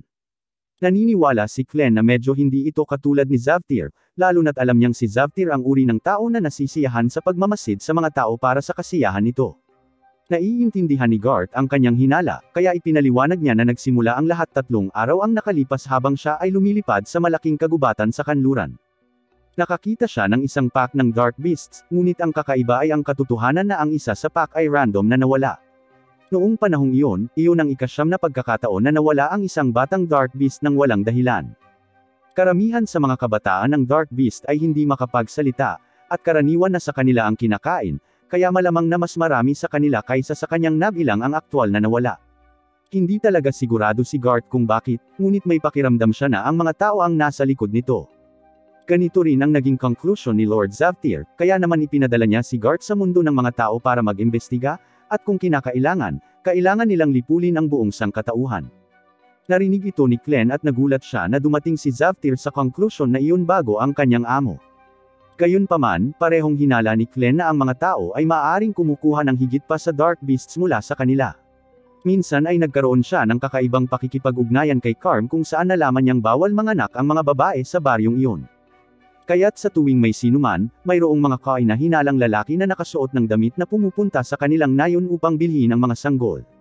Nagsalita sila tungkol sa mga sanggol na may talentong nakatalaga sa kanila.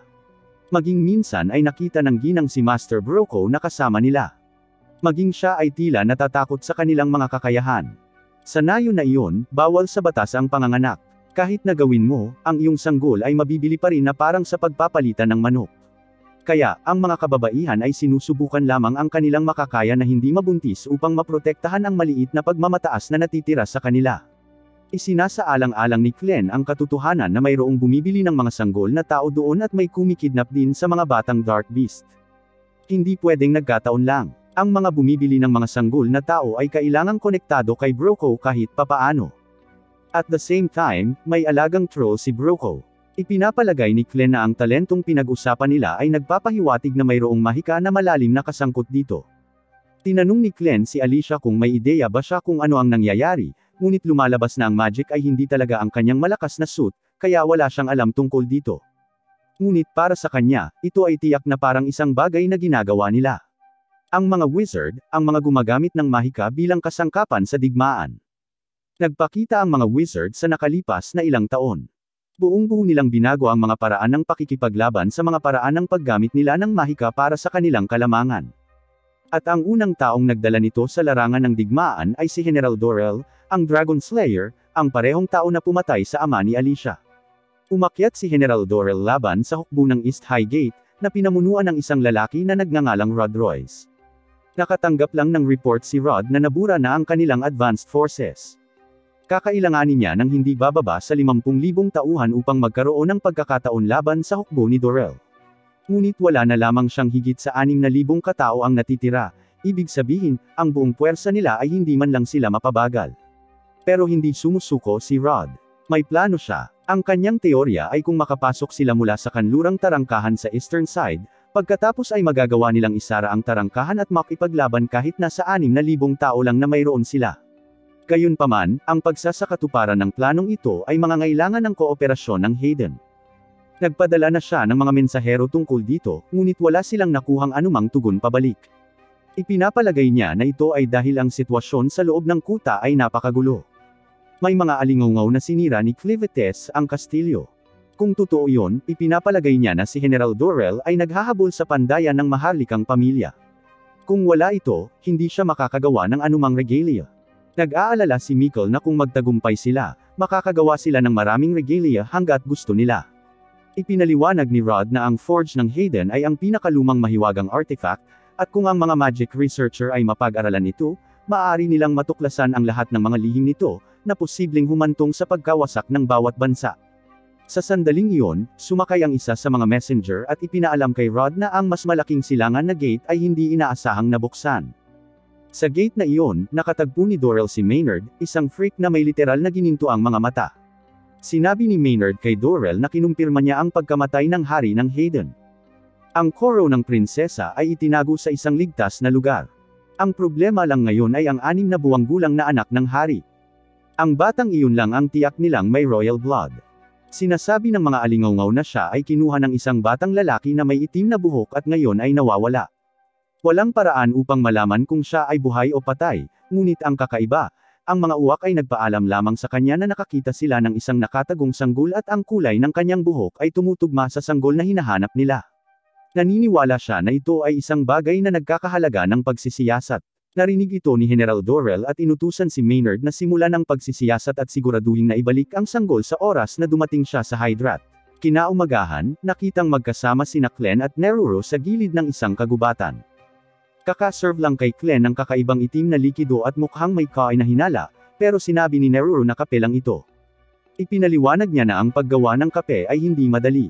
Ito ay nangangailangan ng pagkuha ng mga beans mula sa Slada, isang rehiyon sa kabila ng silangang dagat. Binanggit din ni Neruro na nagdagdag siya ng maraming asukal sa kanyang tasa, umaasa na ito ay magpapasigla sa kanyang espiritu. Si Clem ay pumasok para humigop, ngunit agad na sinunog ang kanyang mga labi. Masyadong mainit ang kape. Naiinis, napagtanto niyang hindi siya makakainom ng maiinit na bagay kahit saan dahil masyadong manipis ang dila niya. Gusto din ni Luna na humigop, ngunit hinila ni Clem ang tasa, nagbabala na masusunog ang kanyang dila kapag sinubukan niya. Isinasantabi iyon, tinanong ni Neruro si Clem kung saan nagpunta si Garth, na sinasabing hindi niya ito nakikita kamakailan. Ipinaliwanag ni Clem na bumalik siya sa kanyang kaharian upang iulat ang lahat ng natutunan niya tungkol sa mahika at mga wizard. Tiniyak ni Clem kay Neruro na huwag mag-alala. Hindi na siya paghihinalaan ni Garth. Ilang saglit pa ay lumamig na ang kape kaya humigop siya at lubos na humanga sa sarap nito. Sa sandaling iyon, pumasok si Alicia, ipinaalam sa kanilang dalawa na nakipag-usap siya sa mga mangangalakal sa bayan. Katulad ng naisip niya, ang Hayden ay naging isang kabuoang pagkawasak ng bayan. Binuksan niya ang isang mapa at sinabi sa kanila na ang kalapit na bansa ng Boreto ay dumaan sa hangganan at sumalakay. Ginagawa ng Hayden ang kanilang makakaya upang lumaban, ngunit sa pagkamatay ng kanilang hari at pagkawasak ng kapital, hindi iniisip ni Alicia na magkakaroon ng paraan upang pigilan sila. Sinubukan noon ng Esli na pigilan sila sa hangganan, ngunit hindi iyon gumana. Naguguluhan si Clem kung bakit gusto ng Esli na pigilan sila in the first place. Nang marinig iyon, ipinaliwanag ni Alicia na matagal nang magkaaway ang Eslin at Boreto. Pero pagdating sa magic, ang Eslin ang weaker side, at dahil doon, ayaw nilang mawala ang forge ng Hayden sa kanila. Gayunpaman, kahit na ang Hayden ay mayroon pa ring forge hanggang sa puntong ito, kulang pa rin sila sa kaalaman na gamitin ito ngayong patay na ang kanilang hari. Ang Hayden ay hindi nagkaroon ng anumang mga wizard dahil ipinagbawal ng hari ng Hayden ang paggamit ng mahika sa loob ng kanyang mga hangganan. Inalok ni Neruro si Alicia ng kape. Tumingin si Alicia sa tasa, nagulat nang makitang ito ay totoong kape. Mula sa kanyang reaksyon, hulaan ni Clem na hindi pa siya nagkakape, at tinutukso siya tungkol dito. Sumagot si Alicia, na sinasabing hindi niya kasalanan. Lumaki siya sa isang rural village. Siya ay humigop at nakitang ito ay nakakagulat na masarap. Nagpasalamat siya kay Neruro, sinabing ang kape ay hindi inaasahang masarap. Ngayon naman ay si Luna na ang kakain, kaya dinala siya ni Neruro sa ibang lugar para hindi niya maistorbo sina Alicia at Clem habang nag-brainstorm sila. Habang papalayo si Neruro, nagkomento si Alicia na siya ay isang kahangahangang babae at napakamaalalahanin. Makita pa lang siya ay masaya na si Alicia. Napansin ni Clem na medyo matagal ang titig ni Alicia kay Neruro, kaya pinaalalahanan niya ito na pareho silang babae, ibig sabihin kahit anong pilit nito ay hindi ito magkakaroon ng anak sa kanya. Agad na namula si Alicia at ipinagtanggol ang sarili, hindi niya sinasadya. Medyo nagiging emosyonal siya habang ipinapaliwanag niya kay Clem na sa unang pagkakataon ay naramdaman niyang may ginagawa siyang kabayanihan, na talagang nagpapangiti sa isang tao. Sumigaw siya kay Clem, na sinasabi sa kanya na huwag sirain ang sandali para sa kanya. Pagkatapos ay hinayla ang sarili, bumalik si Alicia sa negosyo at tinanong si Clem kung ano ang dapat nilang gawin tungkol sa sitwasyon sa baba. Ipinaalala ni Alicia kay Clem na ang kanyang plano ay gawing hari si Luna, ngunit nagbabala na sandali na lamang bago masira ang buong bansa. Kalmadong sagot ni Clem na kahit maging Boreto ang Hayden, wala talagang magbabago. Kaya, tinatanong niya kung bakit siya nag-aalala. Ipinaliwanag ni Alicia na kung ang Boreto ang pumalit, si Luna ay hindi maaaring maging hari dahil siya ay mula sa Hayden. Narinig ito ni Glenn at inamin na tiyak na magiging problema ito. Nagpatuloy si Alicia, na nagpapaliwanag na ang mas malaking panganib ay kung matagpuan at mahuli si Luna. Ang mga pure-blooded Hayden na sanggol ay napakabihirang, at sa pamamagitan lamang ng pagtingin kay Luna, malinaw na mayroon siyang royal blood. Kung mahulog ang Hayden sa Boreto, mawawalan ng lugar si Luna sa mundo ng mga tao. Ang Hayden Royal Bloodline ay nagtataglay ng mga sikreto sa pag-refine ng Aranacide ore. Malinaw na sisikapin ng Boreto na makuha ang kanilang mga kamay sa lahat ng paraan, at kumpiyansa si Alicia na may isang tao lamang na maaaring mag-utos sa isang buong hukbo upang makamit ang layuning iyon. Ang taong iyon ay walang iba kundi si Dorell, ang Dragon Slayer. Sinabi ni Alicia na ang kanyang ama ay nagretiro ng maraming taon, naninirahan sa pagtatago, ngunit ginawa ni Dorell ang kanyang paraan upang hanapin at patayin siya. Naaalala pa rin niya ang traumatic moment na iyon na parang kahapon. Noon, nakatayo siya sa tabi ng kanyang ama habang binunot ni Dorell ang kanyang espada at binigay ang huling atake. Nang matapos ito, wala nang pake si Dorell kay Alicia, kaya pa simple siyang naglakad palayo, nadala sa emosyon. Si Alicia ay akmang susugod kay Dorell, ngunit ang kanyang ama, gamit ang kanyang huling lakas, ay hinawakan ang kanyang kamay at binalaan siya na huwag makipaglaban kay Dorell. Mamamatay lang siya. Ang kanyang huling mga salita ay na siya ay magiging isang mahusay na bayani balang araw. Pagkatapos ay bumagsak siya sa lupa, walang buhay, walang nagawa si Alicia kundi ang umiyak at sumigaw sa dalamhati. Sa kasalukuyan, sinabi ni Alicia kay Glenn na kung talagang gusto niyang mamuhay si Luna sa mundo ng mga tao, kailangan niyang itaboy ang hukbo ng Boreto at protektahan ang Hayden. Narinig ito ni Glenn at sinabing napakasakit sa leeg na protektahan ang isang bagay na napagpasyahan na niyang sisirain niya balang araw. Dahil papalabas na si Glenn, gusto rin ni Alicia na pumunta. Ngunit sinabi niya sa kanya na manatili sa likuran at protektahan sina Luna at Neruro. Ang pangunahing dahilan niya ay ayaw niyang malaman ng sinuman na siya, isang Panginoon ng Dark Beast, ay nakikipagtulungan sa isang tao. Hindi niya kayang ipagsapalaran ang kanyang reputasyon. Kaya, kung pupunta siya, kailangan niya ng matibay na dahilan. Naisip ni Glenn na kung si Dorell at ang iba pang mga wizard ay lihim na kinikidnap ang mga batang Dark Beast, makatuwiran para sa kanya na harapin sila. At habang ginagawa niya ito, balak din niyang subukan kung gaano talaga kalakas ang mga wizard. Alam ni Glenn na si Alicia ay sabik na ipaghiganti ang pagkamatay ng kanyang ama. Ngunit sinabi niya sa kanya na mag-chill out lang kasi wala siyang role dito. Pagkatapos ng lahat, nangako siya sa kanyang ama na hindi lalabanan si Dorell sa anumang pagkakataon. Sa katunayan, bago namatay ang kanyang ama, sinabi niya sa kanya na ang digmaan ay labag sa landas ng bayani. Ngunit sa kaibuturan, hindi man lang nakikita ni Alicia ang kanyang sarili na karapat-dapat na tawaging bayani.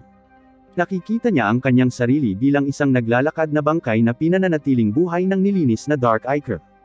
Kaya, pakiramdam niya ay makatwiran para sa kanya na maghiganti para sa kanyang ama. Gayunpaman, tumugon si Glenn sa pamamagitan ng pagtatanong sa kanya ng isang simpleng tanong. Nasa iyo ba ang pagpapasya kung ikaw ay isang bayani o hindi? Hindi naniniwala si Glenn na ang mga bagay tulad ng pagdadala ng espada sa paligid o kahit pagpatay sa Dark Beast ay agad na ginagawang isang bayani. Ang sabi, tinanong niya si Alicia kung bakit siya nagpasya na maging isang bayani sa unang lugar. Ipinaliwanag ni Alicia na naging bayani siya dahil gusto niyang gawing mas malaki at mas magandang lugar ang mundo. Narinig iyon ni Glenn at sinabi niya kay Alicia na simula nang makilala niya si Neruro, mas lumaki na ang mundo niya. Narinig iyon ni Alicia at nagtatakang tumitig kay Glenn. Hindi niya sinabi kay Alicia na huminto sa pagiging bayani. Ngunit kung gusto niyang sumuko pagkatapos ng lahat ng nagawa niya, sa totoo lang ay wala siyang pakialam. Dahil doon, tumalikod si Glenn at nagsimulang maglakad patungo sa kagubatan upang harapin si Dorell at ang mga wizard. Ngunit bago siya makalayo, tumayo si Alicia at sinabihan siyang mag-ingat doon. Tumingin siya sa kanya at sinindihan ang kanyang sungay, sinasabing magiging okay lang siya. Nag-transform at lumipad si Glenn, na lumilikha ng malakas na bugzo ng hangin na halos tangayan si Luna, ngunit nahuli siya ni Neruro sa tamang oras.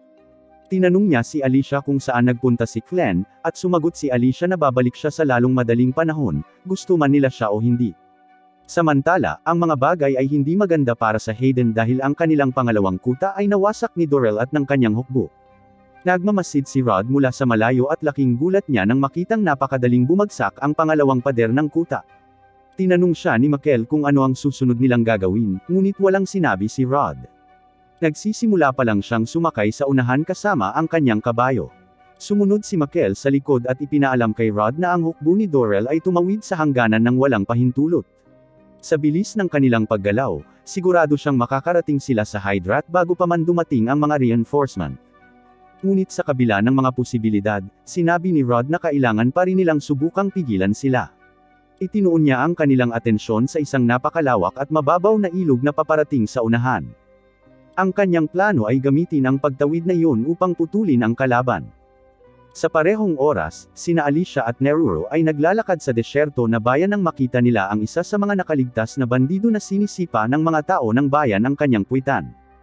Agad na kumapit si Neruro kay Alicia dahil may mga traumatic memories pa rin siya sa mga past encounters niya sa kanila. Nagpasya silang dalawa na dumaan sa malapit na eskinita para maiwasang matawagan ng atensyon. Bago makalayo sina Alicia at Neruro, nakita ng nakaligtas na bandido si Alicia at sinabi sa mga lalaking bumugbog sa kanya na siya ang nagpakawala ng octopus sa kanilang kuta. Ngunit nang lumingon sila, walang tao, kaya pinagpatuloy nila ang pambubugbog sa kanya. Noong araw ding iyon, 9 na bandido ang ibiniti ng mga tao sa bayan. Dahil doon, nagsimulang kumalat ang mga chismis. Marahil ay totoo ang kwento tungkol sa higanteng octopus sa Elba Shaft. At sa pag-atake ni Clivites sa Hayden at sa hukbo ng Boreto sa pagkilos, ang mga bagay ay mukhang masama. Gayunpaman, anuman ang mangyari, ang kanilang pangunahing prioridad ay protektahan ang bayan sa lahat ng mga gastos. Plano nilang armasan ang sinumang maaaring magdala ng armas, mula sa pinakamatanda hanggang sa pinakabata. Samantala, sa harap ng isang inn, lumingon si Alicia sa likod at masasabi niyang lahat ng tao sa bayan ay nasa gilid, gaya ng inaasahan niya. Pagkatapos ay tinawag niya ang atensyon ni Neruro at hiniling sa kanya na tawagin siya sa pangalan lamang at hindi bilang bayani kapag nasa publiko sila. Sa ngayon, sa tingin niya ay pinakamahusay na itago ang kanyang katayuan. Pagkatapos nun pumasok sila sa isang makulimlim na inn. At pagpasok pa lang nila, 2 lalaki ang nagsimulang magtanong kay Alicia. Iyon ay nang ang kanilang ina ay pumasok at sinabi sa kanila na tumahimik bago nila gisingin ang sanggol sa buong ingay. Ang 2 dimwits ay sina Phil at Pete.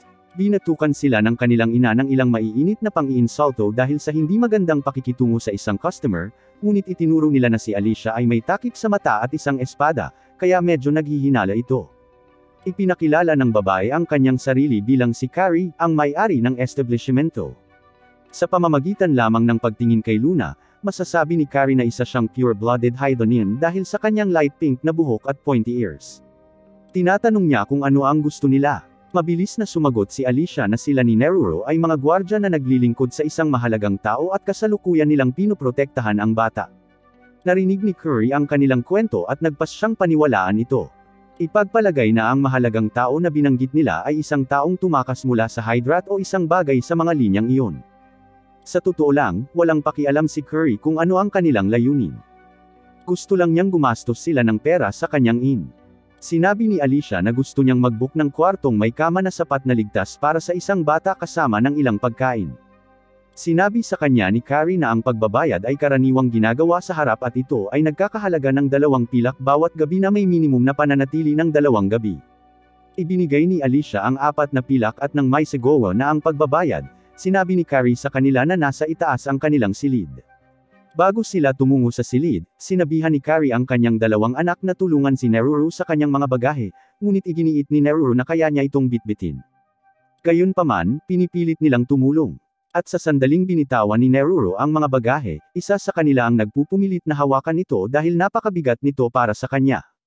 Tumulong sina Phil at Pete na dalhin ang kanilang mga gamit sa silid at sa totoo lang ay nasisiyahan si Alicia sa palamuti. Bago umalis, sinabihan sila ni Carrie na tawagan na lang siya kung may kailangan sila. Nang maayos na iyon, nagpasya sina Alicia at Neruro na patulugin si Luna. Ngunit ang hindi nila alam ay pinagmamasdan sila ni Maynard sa mga mata ng kanyang mga alipores na insekto. Ngayong nakumpirma na niya ang lokasyon ni Luna, nagpadala siya ng kayig ng mga insekto para hulihin ang bata. Samantala, nakatayo si Alicia sa tabi ng bintana at iniisip kung nakarating na ba si Clivites sa larangan ng digmaan. Pagkatapos ay pinuntahan niya si Luna at tinanong si Neruro kung natutulog pa ba siya. Sumagot si Neruro na malapit na siyang magising at ipinakita kay Alicia ang kanyang bibig. Tumiwanag sa tuwa si Alicia nang makita niyang kakakuha pa lang niya ng unang ngipin. Sa sandaling iyon, pumasok si Carrie sa silid at ipinaalam sa kanila na handa na ang kanilang pagkain sa ibaba. Lumabas si Alicia at itinuro siya ni Carrie kung nasaan ang pagkain, kaya tumungo siya dito.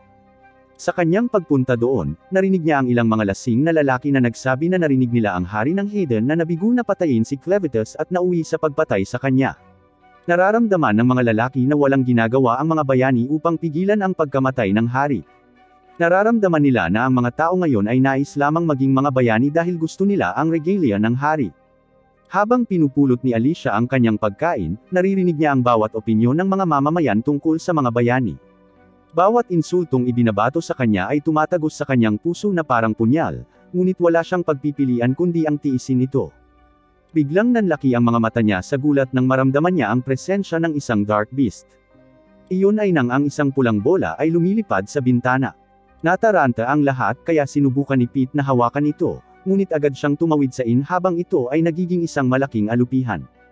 Sa sandaling iyon, lumitaw si Maynard sa pintuan at ipinaliwanag na ang mga ito ay mga bug mula sa mga lupain ng mga dark beast.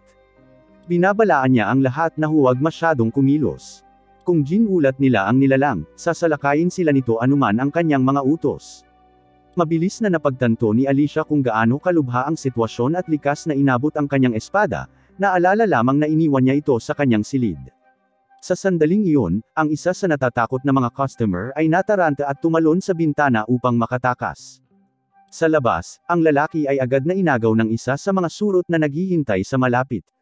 Libo-libo pala sila doon. Iniangat siya sa hangin at nilalamon siya ng kayig bilang merienda sa gabi. Casual na ipinaalam ni Maynard sa lahat ang tungkol sa kayig kung sakaling may ibang nag-iisip na tumakas. Ibinunyag din niya na pinalibutan niya ng mga surot ang buong bayan, tinitiyak na walang makakalabas. Napagtanto ni Maynard na hindi niya sila nabigyan ng maayos na pagpapakilala. Yumuko siya habang ipinapaalam sa kanila na siya ang pinakamataas na wizard ng hukbo ni General Dorell at ang pangunahing dahilan niya sa pagpasok ng ganito ay upang makita kung mayroong pure-blooded na Hyenian na sanggol dito o wala. Lalong lumala ang mga pangyayari nang marinig ni Alicia ang sigaw ni Neruru na sinundan ng pag-iyak ni Luna. Naabutan na sila ni Ney, isa pang wizard ni Dorell. Ang kanyang mga utos ay pumunta dito at hulihin si Luna sa anumang paraan na kinakailangan. Ngunit dyan nagtatapos ang video na ito. Tandaan na mag-like at mag-subscribe sa channel. Salamat sa panunood at magkikita pa tayo sa susunod.